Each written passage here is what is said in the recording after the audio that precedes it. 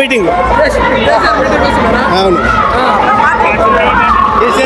దగ్గర ఉంటుంది సత్యగా చేస్తుండా రేవంత్ రెడ్డి పనులు చేస్తుండా? మాకు ఈయన కాయసు కాబట్టి వచ్చినాం. ఏ తెలంగాణ కాయసు ఉన్నా వచ్చినాం. మెల్పల్లి రావాలా కొల్లాపూర్ వస్తుంది. ఎందుకు వచ్చినావు? చూస్తాం కేసీఆర్ కేసీఆర్ మెట్టి. ఎన్ని సంవత్సరాలు ఉంటాయి నీకు? నాకా 85 దాకా ఉంటాయి. 85. చూసావా ఎప్పుడన్నా కేసీఆర్ ని? చూసిన పచ్చని మళ్ళీ చూడాలనిపించిందా? మళ్ళీ చూడాలనిపించింది. రేవంత్ రెడ్డి 6 గ్యారెంటీ అమలు చేస్తున్నా అనుకుంటా మాట్లాడుతా ఉన్నాడు. చేసిండా? మంచి పనులు చేస్తుండా? గాయం ఎన్నడు చేయాలి అది పోందా గాయం ఎన్నడు చేయాలి. జనాలు మళ్ళీ రేవంత్ రెడ్డి రావాలని కోరుకుంటాను. ఇంకా ఇంకా ఇంకా కోరుకుంటారా? కుక్క కూడా అడిగేది కుక్క. అంతేనా? మాది రేపటి నుంచి 150 మంది వచ్చినాం. రేవంత్ రెడ్డి మాటలు ఒక కుక్క కాదు, మురుగచ్చు ఇంటి కూడా కట్టేస్తే ఆ కుక్క ఎంతనో ఇడికంత. అంతేనా? కుక్క కన్నా ఎక్కువ ఈనం. అంటే ముఖ్యమంత్రి కుక్కతో పోల్చొచ్చు కన్నా ఈనం. రేవంత్ రెడ్డి అన్న వ్యక్తి కుక్క కన్నా ఈనం. ఒక కుక్క కన్నా విశ్వాసం ఉంటుంది కానీ అది విశ్వాసం లేని వ్యక్తి. రైతుకు ఎన్నో హామీలు ఇచ్చిండు. ఒక హామీలని నెరవేరిండా? ఇవాళ నేను చేస్తున్నా అట్లా ఇసమంతా కూడా చేయలే అన్నట్టుగా మాట్లాడుతూ ఉన్నాడు కదా.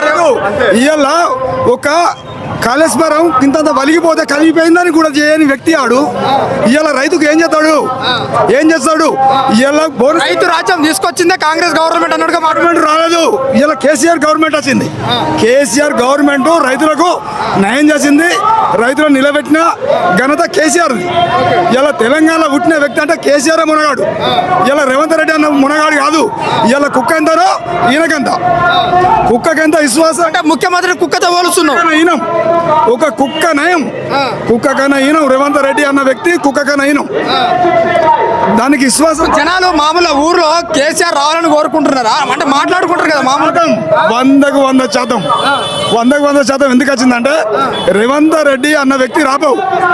రేవంత్ రెడ్డి అన్న వ్యక్తి ఇలా రాబోవు. ఇవాళ ఒక 2 విషయాలల్లో కేసీఆర్ గిట్ట అది గిట్ట కరెక్ట్గా ఉంచుకుంటే ఇవాళ మనవాన్ని నమ్ముకొని పోయినాయి.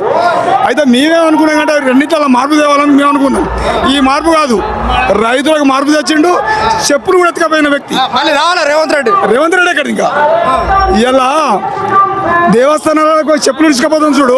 ఆ చెప్పులు కూడా ఎత్తుకపోతే అట్టున్నాడు రేవంత్ రెడ్డి. చెప్పులు కూడా ఎత్తుకపోతే అట్టున్నాడు. మనం దేవస్థానం మొక్కుతే చెప్పులు ఇడిచిపెట్టిపోతే ఆ చెప్పులు కూడా ఎత్తుకపోతే అట్టున్నాడు. మీరు ఎక్కడ వచ్చిందా? మేడిపల్లి మండల్. ఎట్లుంది? ఎట్లున్నది? ఇట్లే ఇదే బాగా. కాంగ్రెస్ కాంగ్రెస్ బాగుందా? బేరసావు మరి నువ్వు అంటే ఉల్టా అనిపిస్తావా? మందిని ఉల్టా అనిపిస్తావు.